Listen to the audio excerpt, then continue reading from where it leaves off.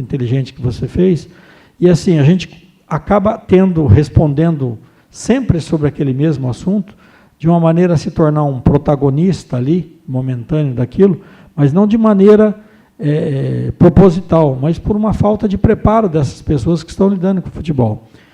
Muitas vezes eu tenho alguns integrantes da imprensa que me ligam e falam assim, e daí, doutor, alguma novidade aí no tribunal? Eu falo, cara, se você quiser vir aqui no tribunal, todos os dias você vai ter uma novidade. Só que é o seguinte, para a grande mídia só interessa novidade quando envolve um clube grande. Naquele episódio da Portuguesa, a coisa só tomou a proporção que tomou porque o Flamengo estava envolvido também com um caso de irregularidade. Senão eu garanto para você que não teria aquela proporção toda que houve. Então, assim, eu concordo que é um protagonismo exagerado, acho que isso faz parte até da cultura brasileira, porque você pode ver, tudo que é uma notícia que pode ter um grande envolvimento em relação a um noticiário que desagregue alguma coisa, nós somos os primeiros a curtir ou a ver, então, assim, faz parte da nossa cultura, mas eu não acho bom, eu procuro fugir desse protagonismo, mas é o que eu falo para você, é uma rede que se envolve com isso, que acaba gerando esse protagonismo. E em fim de campeonato, por exemplo, a questão do Sapé, a questão do Juventude, foi tudo em fim de campeonato. Então, quer dizer, isso pode gerar a modificação de um clube para outro clube, um julgamento terminar na retirada de um clube de uma série, passar para outro, e isso vai gerar notícia, porque esse tipo de coisa vem de jornal, né, como a gente costuma dizer. E no começo de campeonato isso não vem de jornal. Então as coisas acontecem também. Eu tive o caso do Icasa, que só não subiu para a Série A, porque o tribunal não quis julgar uma irregularidade acontecida na segunda rodada com o Figueirense. Porque senão o Icasa teria subido em 2014 para a Série A. Então, assim, essas coisas acontecem também lá no começo, mas não tem a mesma proporção na mídia do que tem no final de um campeonato. Essa é a minha visão e concordo com muita coisa que o André falou em relação ao despreparo. Doutor Sestário, ele está coberto de razão, porque lá no nosso tribunal nós também visualizamos isso com a imprensa local.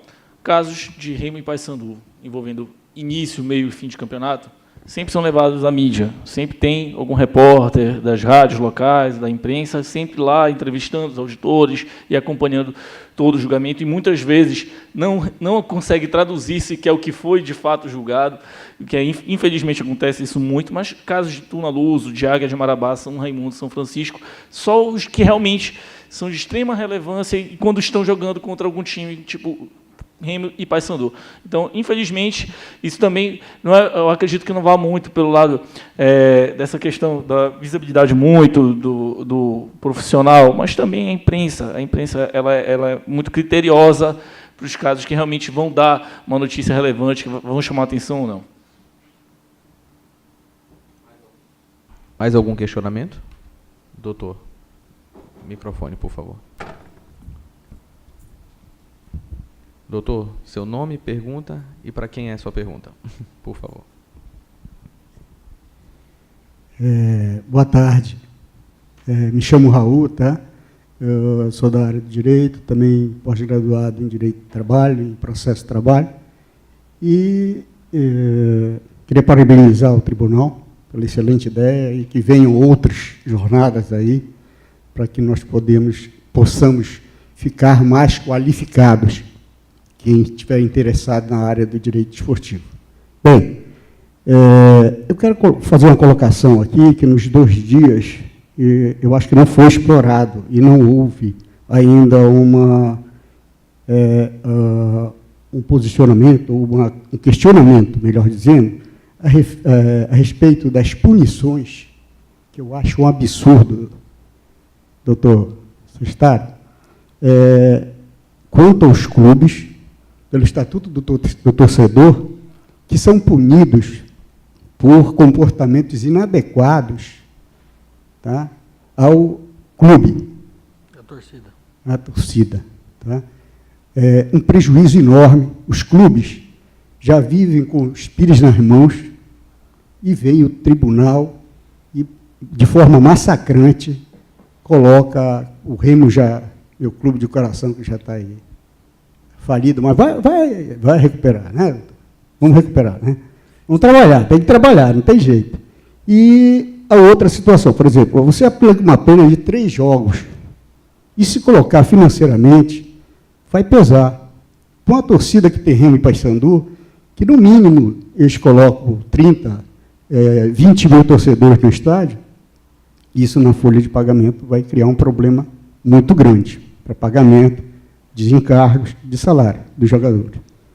E, em contrapartida, quando há um julgamento de um árbitro de futebol que erra tanto, esse ano nós estamos vendo cada coisa, existem erros que realmente são perdoáveis, compreensíveis, mas existem erros que podem jogar fora um trabalho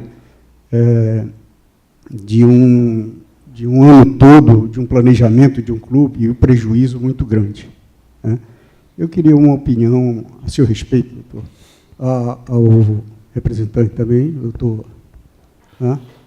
De como é analisado esse tipo de punição, porque realmente tem umas que não dá para entender, né? Obrigado, doutor Raul, até pelo seu interesse pela matéria. Eu vou começar, porque esse assunto me instiga muito, e assim, eu sou um profundo questionador desse assunto perante o tribunal. E dia 25 agora, era para ter um simpósio na CBF sobre a violência nos estádios de futebol, um simpósio que eu sou o organizador e estou brigando para fazer com isso. Mas, e qual é a minha ideia? Era levar dirigentes, árbitros, membros do Ministério Público, membros da polícia, membros de torcida, a própria CBF, federações. Eu levei essa ideia para a CBF e membros do STJD, até porque eu sou totalmente contra essas penas que são aplicadas e essa responsabilidade objetiva que se dá aos clubes em relação aos atos praticados por seus torcedores. Eu sou membro da Cruz Vermelha lá no Rio de Janeiro, sou conselheiro da Cruz Vermelha, e a Cruz Vermelha desenvolveu uma campanha mundial em relação à violência nos estádios. E a gente, com esse mote, a gente chegou na CBF para fazer esse simpósio. E a gente está tentando fazer esse simpósio e levar essa ideia também para outros lugares do Brasil, e inclusive em outras federações e tudo. Eu estou tentando implementar essa discussão. Por quê?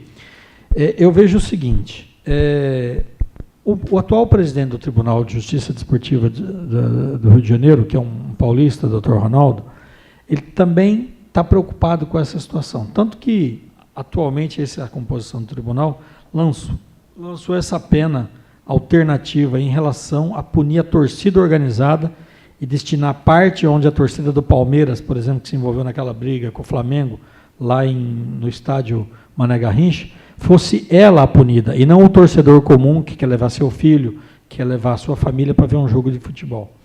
Então, assim, e essa responsabilização somente do clube, o que acontece?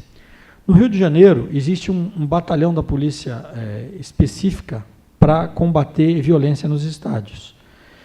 Eu, uma vez, no julgamento do Paysandu, foi um membro da Polícia Militar daqui, que eu conversei longamente com ele, ele foi ser testemunha no processo lá, e ele falou do trabalho da Polícia Militar que era desenvolvido aqui nos estádios, aqui do Pará. E que aqui realmente teve uma época que tanto o Remo quanto o Paysandu se envolveram em muitos casos de violência. O Remo perdeu vários mandos, foi jogar num estádio bem distante daqui. E mesmo lá aconteceu de novo. E assim, aí o clube, o que acontece? Hoje, pela legislação atual, o clube ele não pode ter uma segurança particular. Você faz um evento, um show, qualquer tipo de evento particular, você contrata a sua segurança, né? E no futebol isso não acontece. Você pode ter pessoas ali para auxiliar, mas eles não podem fazer o papel de segurança. Eles são ali ajudadores. E o que acontece? O poder de polícia fica na mão de quem? Da Polícia Militar. Então, o que acontece? Muitas vezes eles não estão preparados para agir dentro daquilo que deveriam agir. E aí isso acaba gerando o quê? Uma punição para o clube dentro das normas que existem hoje em dia. O que isso leva, né? O clube ele precisa ter hoje, dentro de um jogo de futebol, o departamento jurídico de plantão, para poder, caso ocorra algum início de briga, e a orientação dos árbitros hoje é relatar tudo. Antigamente muita coisa passava. Hoje, recentemente, lá no Rio de Janeiro, teve uma briga por causa de um torcedor que mexeu com a mulher do outro torcedor, e aí causou um tumulto, o árbitro relatou. E era até uma coisa contra o Fluminense. E o Fluminense conseguiu provar que era um torcedor mexendo com a mulher do outro, e assim, isso virou um caso, quer dizer, o que o clube tem a ver com isso? Né? Quer dizer, falta de educação, né? É, uma falta de educação. Então, assim, esse tipo de problema existe e muito. Então, o que acontece? Os clubes são penalizados e precisam agir, mas os clubes têm que ter essa voz ativa. Quando vai fazer um regulamento, quando vai fazer algum tipo de coisa, eles têm que protestar em relação a isso aí. Por quê? Eles têm que falar, não, a responsabilidade não pode só ser do clube, tem que ser de todo mundo. Por quê? Só o clube é penalizado. É claro que existem casos que o clube às vezes não toma a providência que precisa tomar, e hoje em dia isso melhorou muito, em relação a fazer com que o torcedor arremessou alguma coisa. Hoje em dia, a própria torcida vai lá e já denuncia quem é, esse torcedor é preso. Só que muitas vezes esse torcedor é preso, ou é levado pela polícia militar, e chega lá fora, a polícia solta ele e não faz um boletim de ocorrência. Aí o clube fica sabendo depois e fala, não, vou lá fazer o boletim. Só que daí o tribunal fala, o boletim é extemporâneo, não foi feito após, foi feito no dia seguinte. Então, o que acontece? O clube fica refém dessa situação. Ele não tem o poder de polícia. O clube vai chegar lá no comandante. O ano passado eu fiz um processo da Série D, um absurdo, do Nacional de Manaus. O árbitro relatou que houve bombas, tal, bababá. Aí o clube me mandou um vídeo, a torcida estava hostilizando os árbitros, normalmente, xingando, tal, bababá, bababá. Aí um policial despreparado veio e soltou um rojão contra a torcida. A cena é, assim, absurda. Foi contra a gente esse jogo lá. Foi? Copa Verde. Eu acho que foi mesmo. Foi um sinalizador que ele atirou. Ele atirou um sinalizador, né? E pegou perto do ouvido de um filho de um jogador do Nacional. E aí as pessoas que estavam perto dessa criança invadiram para brigar com o policial. E aí isso causou um tumulto generalizado, aí imobilizaram aquelas pessoas, e quem pagou o pato? Quem estava pagando o pato? O clube. Mas por quê? Chegou para o árbitro uma coisa, ele relatou, se não tem essa imagem, o clube ia perder mandos, ia... Então, assim, é muito difícil, às vezes, para o clube fazer essa... E o que acontece? O clube vai lá, joga, por exemplo, esse clube está jogando fora. Se acontece, e acho que houve até uma denúncia do Remo, de um torcedor que invadiu para... Nós pegamos uma multa lá, acho que R$1.000 ou R$100. Para poder comemorar. E um torcedor que era de lá, mas que estava com a camisa do clube do Remo. Então, assim, o clube entra para dentro do vestiário, ele não sabe nem mais o que está acontecendo, e o clube é penalizado por aquilo. Então, assim, é preciso mudar a legislação, é preciso que os clubes tenham esse poder de gerenciar o seu espetáculo. Na minha visão, isso passa por aí. E ter a Polícia Militar como um órgão facilitador, e não complicador em relação ao que acontece. Gostaria, primeiramente, parabéns aí pelas explanações, mas obviamente eu sou o debatedor, então eu tenho que levar o lado pouco do tribunal, do que eu vejo no dia a dia, que eu discordo em todo ou em parte do que o doutor Sestário falou. Porque no nosso dia a dia, alguém tem que ser punido. Alguém tem que ser punido. Tá? Existem casos extremamente graves, como, por exemplo, casos de racismo, como a gente já cansa de ver no tribunal. Inclusive, nós já tivemos aqui casos de jogadores, de torcedores de clubes adversários, forjando, colocando a camisa do clube rival e ocasionando uma série de situações complicadas. E o árbitro, na hora da súmula, vai olhar quem está ali, a pessoa que está com a camisa daquele time, então eu vou relatar isso aqui na súmula e vai ser levado lá para o tribunal. O que acontece? Como é que isso pode ser retirado? Primeiro, alguém tem que ser responsabilizado. Obviamente, acredito que concordo no sentido de que a legislação ela tem que ser aperfeiçoada nesse sentido, até porque são vários casos no nosso cotidiano que são casos inovadores, ainda mais com a nossa mudança cultural constante. Então, de fato, a legislação ela tem que ser aperfeiçoada e melhorada, porém, alguém tem que ser punido. E é por isso que eu ressalto, mais uma vez, a importância dos clubes de futebol em comparecerem ao Tribunal de Justiça Desportiva para apresentarem suas defesas. Porque nós, quando vamos julgar uma determinada situação, assim como outros magistrados, nosso papel ali é de julgar, nós vamos analisar os fatos e as provas. Se o árbitro relatou aquilo na súmula e foi feita... e o procurador ofereceu a denúncia, nós vamos analisar as provas nos autos. Se o clube não aparece para se defender, para dizer que foi o torcedor do clube rival que forjou aquela situação, tem provas, tem vídeos, tem áudios, tem boletim de ocorrência, como é que eu vou interpretar, vou dizer em sentido contrário? Alguém tem que ser punido. Obviamente, acaba sendo a responsabilidade do clube. O clube acaba sendo punido por aquele ato. Porque a gente tem que aplicar algum tipo de punição, porque senão os casos se repetem. Os casos eles aumentam. Se não houver punição, não há correção. As situações acabam se agravando ainda mais. Então, ressalto, aqui o tribunal ele não faz nada de forma arbitrária. Tá? Tem todo o procedimento de julgamento, que os advogados especializados, que os clubes conhecem, que a gente aplica o CBJD. Tá? Então, não há nenhuma decisão sem um exame, uma análise de uma prova. Então, é por isso que eu gostaria até de ressaltar essa questão. A gente não faz, no tribunal, de fato, a gente não faz nada de forma arbitrária. Obviamente, como já foi colocado, doutor Sestado, todos nós temos o nosso clubismo, ou você é Remo, você é Paysandu, mas chega lá na hora, até por exigência, por uma questão de ética do próprio tribunal, todos nós deixamos nossas paixões de lado e analisamos o caso concreto e aplicamos a lei. Tá? Então, de fato, tem que ser punido, tá? E o clube que realmente não tiver satisfeito, só chega lá, apresentar suas provas e partir para o devido processo. Doutor, eu concordo que alguém tem que ser punido, mas eu acho que antes da punição tem que haver educação, tem que educar. E eu vou dar um exemplo aqui. O Tribunal de Justiça lá do Rio de Janeiro, recentemente, nós tivemos um jogo do Paysandu, onde o torcedor invadiu o campo. Aí o Paysandu não tomou punição de perda de mando, mas tomou uma multa de R$ 3.500. Eu recorri dessa multa, porque achei a multa elevada, porque foi um motivo, assim que o torcedor invadiu, já foi contido, o clube já conteve esse jogador. O tribunal fez uma sugestão e nós acatamos que foi uma pena alternativa. E qual foi essa pena alternativa? Ao invés de pagar a multa de R$ 3.500 e ir para essa multa para a CBF, o tribunal sugeriu o seguinte: o Paysandu faz uma campanha educativa para os seus torcedores usando esses R$ 3.500 e me comprove aqui nos autos que usou esses R$ 3.500 para educar o seu torcedor. E foi feita uma campanha belíssima. Queria até elogiar aqui publicamente o doutor Alexandre Pires.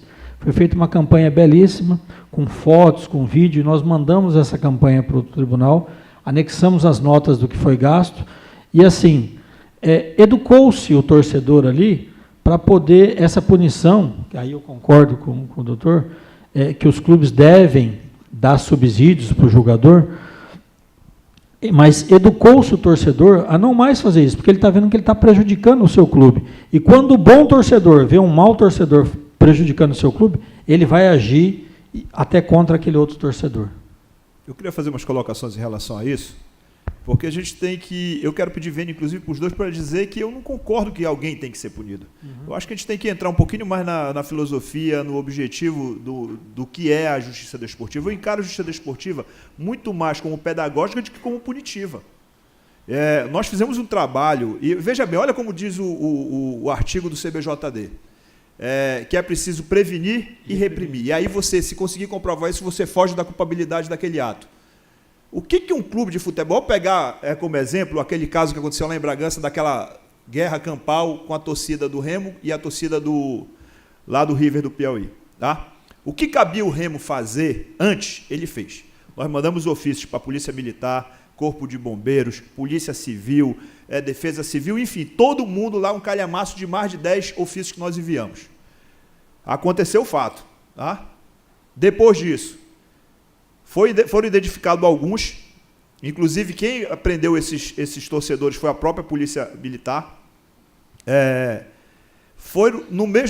Levamos as provas no julgamento do STJD do julgamento deles, do inquérito policial e do julgamento deles, tá? E eu entrei com uma ação, provoquei o Ministério Público Estadual, que entrou com uma ação civil pública para extinguir, uma ação para extinguir a torcida que provocou isso, tá? Então, dentro dessa perspectiva, qual era do que o Clube do Remo não conseguiu se desonerar do que ele podia fazer? O clube não tem poder de polícia, desse modo, entendeu? Então, aí foi o julgamento do feito, eu que fui fazer a defesa do Clube do Remo lá. Eles elogiaram as medidas posteriores, a de repressão, né? Disseram que foi perfeito, tudo que foi levado, colocamos isso, inclusive, fotos de jornal, de tudo que estava sendo... Mas disseram, não houve a prevenção. Aí eu volto a perguntar, o que o clube pode fazer a mais do que enviar os ofícios e exigir a presença dos órgãos de segurança pública, que estavam lá, todos estavam lá, presentes?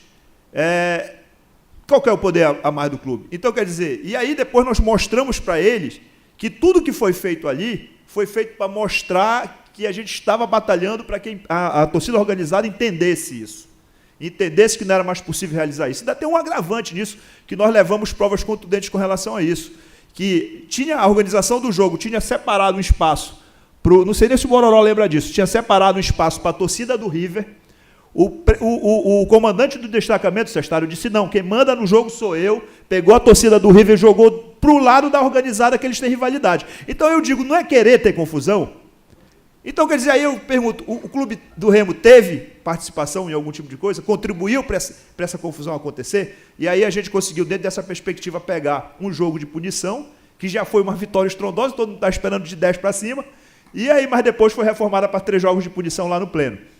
Então, o que eu falo? Eu acho que, de fato, isso é extremamente preocupante. São até alvissareiras essas notícias de que está ocorrendo aí essas penas alternativas, que pese que eu fico preocupado com a origem dessas penas alternativas, porque o STJD está legislando agora. Não estou entendendo como é que é instituída uma situação que tem que ser, que não é o papel do julgador, entendeu? Então, eu fico preocupado com esse tipo de informalismo dentro de uma coisa tão séria como a justiça desportiva.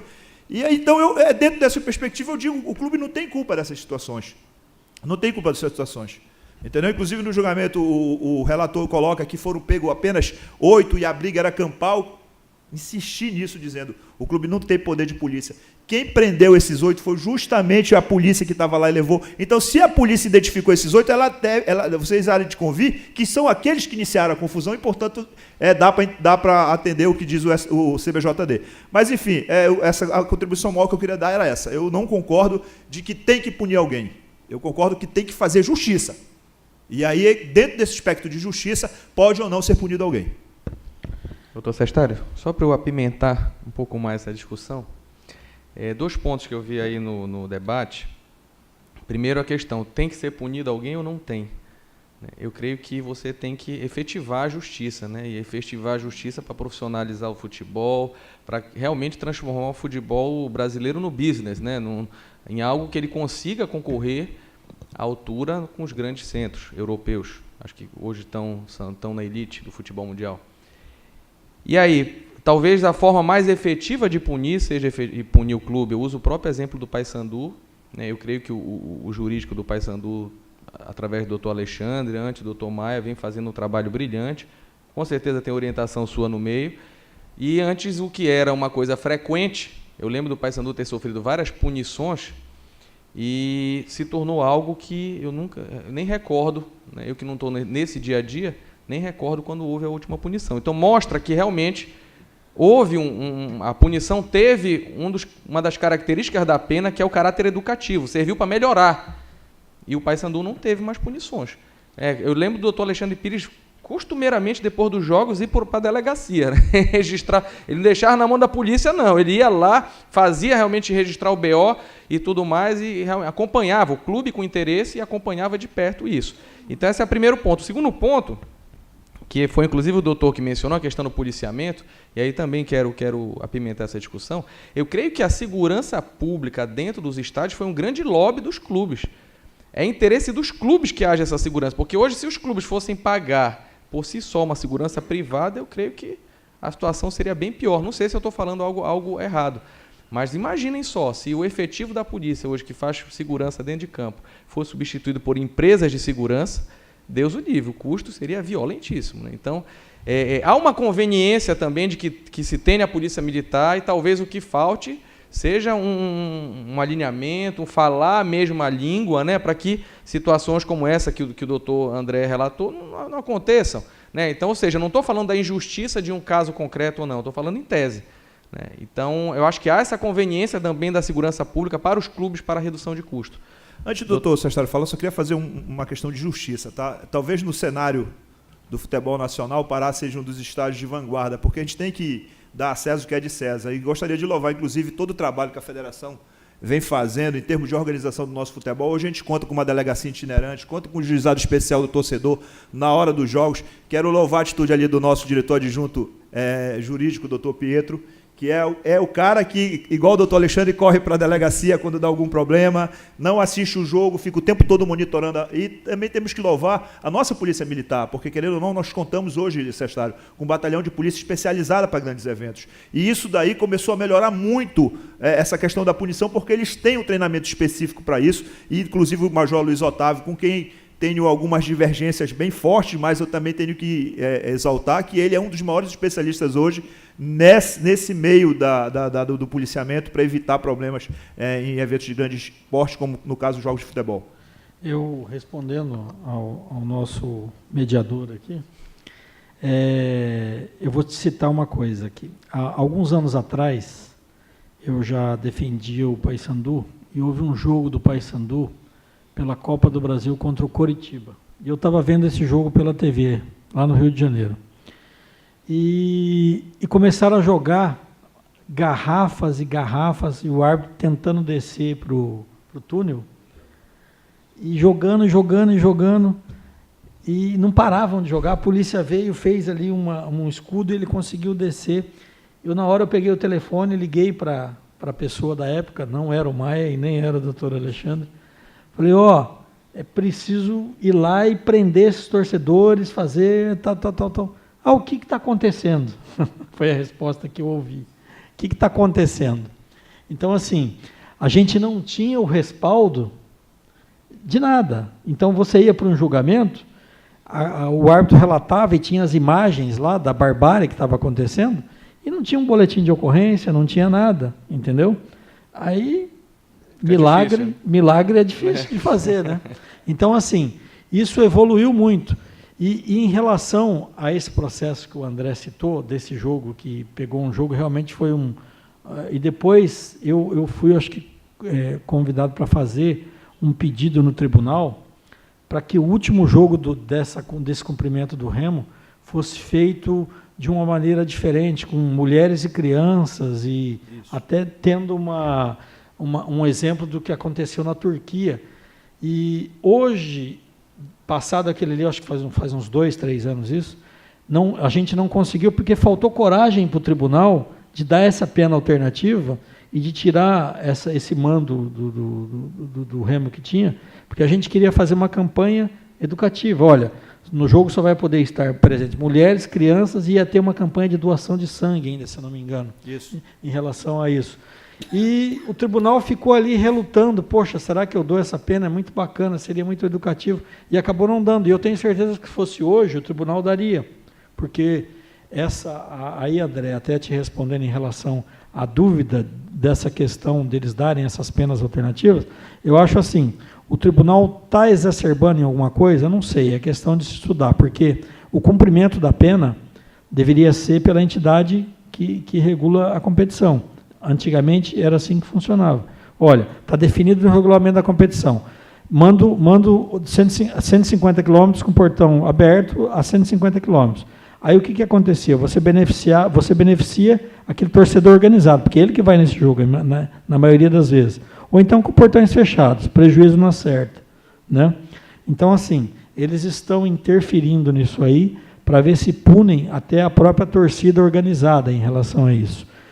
parabenizo tanto a Paysandu e a Remo, que estão hoje aí com os plantonistas ali, aconteceu alguma coisa, vai para a delegacia, porque isso facilita e vem naquilo que nós falamos, doutor, que tem que ter a organização do clube. Eu citei o exemplo aqui desse jogo do Paysandu, que estavam lá tirando garrafas, eu liguei para a pessoa responsável, mas o que está acontecendo? Eu estou aqui no camarote e não estou vendo nada. Então, assim, é difícil. Se você não tivesse uma organização e o advogado ir para o julgamento. O doutor já foi lá. Inclusive, Sestari, muitos casos aí o Pedro conseguiu até abortar a própria denúncia porque ele já entregava o BO na mão do árbitro. Então ele já anexava com a súmula, batia lá no STJD e eles nem ofereceu a denúncia. Porque já tem a excludente do parágrafo 3º ali, né? Então, isso tudo passa por um aprendizado também, e aí vem também, por isso que eu falei, que o doutor falou, ele está lá, ele recebe o caso. Se ele não tem nada, se o clube nem defesa foi fazer, ele está ali como jogador, ele tem que punir. Aí não tem outra coisa a fazer se não ser punir. Se não tem interesse até daquele que está lá para se defender, né? Inclusive, essa organização dos clubes, como foi bem ressaltado, isso facilita o nosso trabalho. Obviamente, quanto menos denúncias, quanto menos processos nós tivermos para julgar, é melhor para o futebol. Então, nós não estamos ali para condenar. Essa é também uma outra visão equivocada que muita gente tem, porque o Tribunal de Justiça Desportiva só está ali para condenar. Na verdade, não. Na verdade, nós estamos para analisar cada situação e aplicar a pena devida. Então, assim, quanto mais o clube se organiza, isso já representa até o efeito pedagógico das penas. Tá? Porque se nenhum clube fosse punido por conta disso, não teria se organizado para evitar esse tipo de situação. Então, esse é o caráter pedagógico que sempre nós colocamos em relevância nos nossos julgamentos, o caráter pedagógico das penas. Senhores, eu vou abrir para mais uma pergunta. Alguém tem, além do nosso ouvinte, tem mais alguém que queira perguntar? Então, eu vou abrir para mais essa pergunta e aí a gente já se encaminha para o fechamento, ok? Seu nome, pergunta e para quem você direciona. Bom, primeiramente, boa tarde a todos da mesa. Meu nome é Gabriel, eu sou advogado. O meu primeiro questionamento é para o doutor Felipe. O senhor disse que vocês precisam encontrar um responsável para punir, depois da pergunta do doutor Raul. Só que o senhor não acha que está sendo muito comum a Justiça Desportiva preferir punir os clubes do que realmente os responsáveis? Por exemplo, o que a gente tem visto muito, se membros de torcida organizada vão brigar na rua, quem é punida? É a rua. Se eles vão brigar na arquibancada, quem é punida? É a arquibancada. Se eles vão brigar com bandeiras, que é proibido? Bandeiras. E as pessoas que realmente estavam envolvidas na confusão acabam passando impunes. E talvez esse sentimento de impunidade continue ainda gerando. Por exemplo, o doutor André citou o caso de Bragança, se eu não me engano, foi onde teve essa confusão. Eu não posso garantir, mas eu tenho certeza que dali de uns 50 brigados, se teve processo criminal depois, para uns 5, deve ter sido muito. Hoje eu já sou advogado, mas até um ano passado eu trabalhava na vara de execução de penas de alternativas. E a gente recebia o as sentenças do juizado torcedor. E o que acontecia? Eu cansei de ir no jogo, ver briga e sendo apreendido umas 20 pessoas e chegava a processo de um, sendo responsabilizado por todos.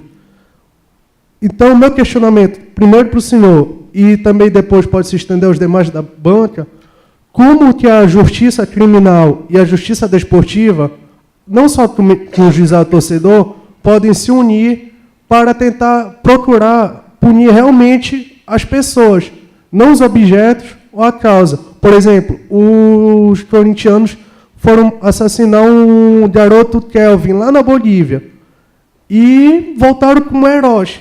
Assim, depois de passarem muito tempo presos. Aí, chegando aqui, um mês depois, Vasco e Corinthians em Brasília.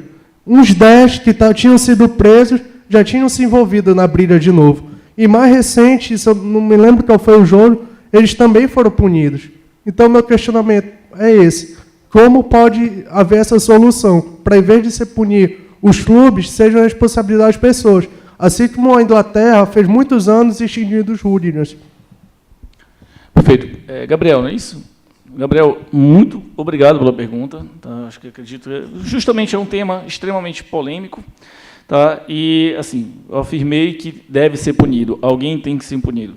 Na verdade, nós temos nosso papel no Tribunal de Justiça Desportiva, no Superior Tribunal de Justiça Desportiva, é aplicar o CBJD. Se ocorrer algum tipo de irregularidade, estiver infringindo alguma das normas do CBJD, isso vai ser apreciado. De que forma? Repito, constando na súmula, já foi até levantado aqui, a súmula do jogo realmente é algo muito complexo, porque tem muitos árbitros que conseguem escrever detalhadamente, de uma forma clara, o que foi que aconteceu, e tem muitos que não fazem, e para isso nós temos até que deduzir determinadas situações. Tá? Então, assim, o árbitro, ele faz isso, ele elabora a súmula, isso é repassado para um procurador, o procurador analisa, oferece a denúncia, não oferece, e dependendo da situação, há toda uma discussão, é como se fosse um processo normal, tá? É aberto um procedimento interno, um processo, e que as partes elas têm direito ao contraditório. Tá? Então, a gente aplica o CBJD. Se no CBJD aquela atitude ela é aplicável com uma pena, nós temos que aplicar aquela pena. Entendeu? Então, tem que ser punido. A forma como eu falei tem que ser punido, eu vou, digamos assim, vamos reformular. Tem que ser aplicado o CBJD. Se há uma irregularidade, se existe um Código Brasileiro de Justiça Desportiva que prevê uma punição para aquele determinado caso, nós vamos analisar e vamos avaliar se deve ser aplicado ou não. Aí também surge o direito ao contraditório. Nós não vamos aplicar quando o clube, por exemplo, chega no tribunal e apresenta as provas dizendo que não é de sua responsabilidade, que o torcedor foi identificado. Então, enfim, há uma série de fatores que permitem com que a gente aplique ou não a pena. Nós não aplicamos, nós não punimos tudo que é denunciado, de forma alguma. Tem muitos casos que nós deixamos de aplicar, porque realmente consideramos que a situação não gera direito àquela aplicação da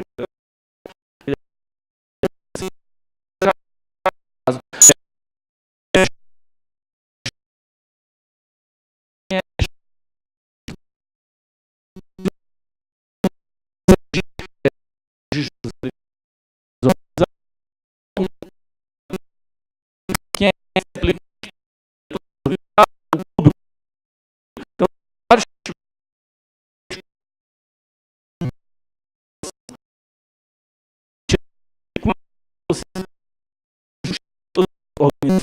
olha,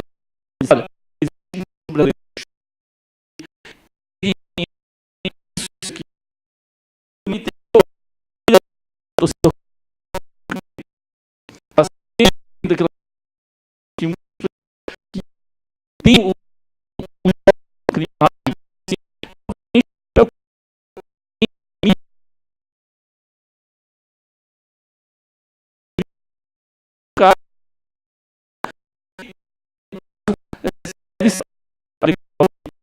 ao depender com a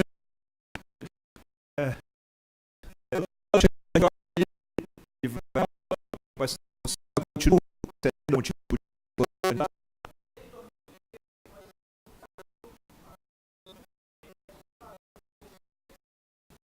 hoje também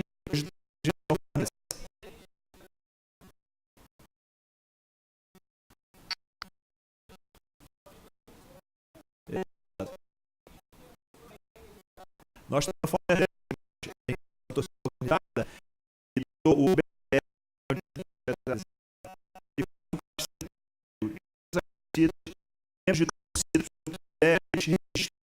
instrumentos que vão entrar em campo, esses jogos,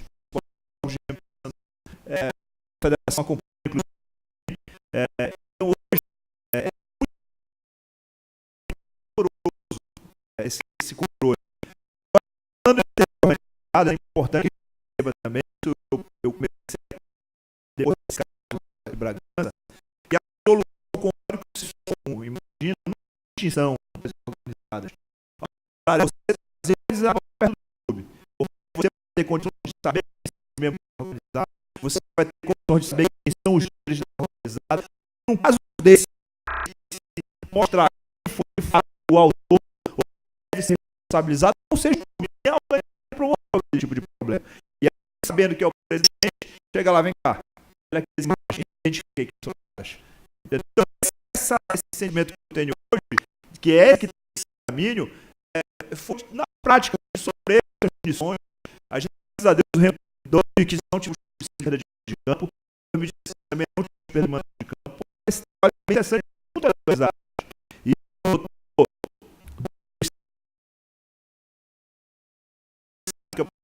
doutor Miguel Gurgel trabalha muito nisso aí, é uma pessoa que me contribui muito com esse que eu tenho hoje. Eles fazem parte de um grupo nacional que discute essa questão, e eu acho que esse é o grande mote. Não é a extinção da organizada, você trazer ela perto do controle, porque se você jogar as organizações na clandestinidade, vai ser pior o controle. Concordo totalmente. E, Gabriel, o torcedor ele não é jurisdicionado pela justiça desportiva, então ele não pode ser punido, nem torcida organizada. Ele não é jurisdicionado, então não cabe à justiça desportiva punir torcida, porque legal, não pode fazer isso. Agora, os clubes podem fazer assim, levar adiante na justiça criminal esse processo contra os torcedores. Eu tenho um caso do presidente do esporte, que aboliu uma torcida jovem do esporte dentro da sede do clube. A torcida não entra mais, né, do retiro. O que a torcida faz? Ela vai em jogos fora do esporte. Aí ela aprontou em Florianópolis, aprontou em Curitiba. O clube perdeu um ano por causa disso. Aprontou fora. Mas isso tudo era para provocar o próprio presidente. O presidente torturando com segurança, porque ele é diretamente nas redes sociais por essa torcida. Então, é um caso de segurança pública, um caso de bandidos. E assim, concordo também com o André nessa questão de trazer o torcedor que está na torcida. Eu fui de torcida organizada, fui da Sangue Azul, ia tocar meu bumbo e ia todo feliz. Então, assim, tem gente boa nas torcidas organizadas também, mas tem uma bandidagem que se unem para praticar crimes, e é isso que estão ali para fazer. Então, é o seguinte, caberia às autoridades públicas fazerem essa triagem, mas é uma questão que vai fluir muito aqui no país, eu acho que depende muito. O nosso vereador pediu para que eu fizesse as considerações finais, e como eu não gosto de fugir de perguntas, meus colegas aqui de mesa me fizeram umas perguntas aqui que eu comecei a abrir para vocês, e eu queria rapidamente respondê-lo. A questão de aliciamento de jogadores, doutor Felipe. A FIFA está muito preocupada com essa questão e as penas são muito pesadas. Eu acho que desde que aconteça um caso de aliciamento de jogador, esse caso deve ser levado já está aberta na CBF a Comissão Nacional de Resolução de Litígios, que era a CRL. Acho que as penas são muito pesadas para essa questão de aliciamento de jogador. Acho que os clubes ou aqueles envolvidos têm que denunciar isso. As punições são pesadíssimas. Eu acho que tem que haver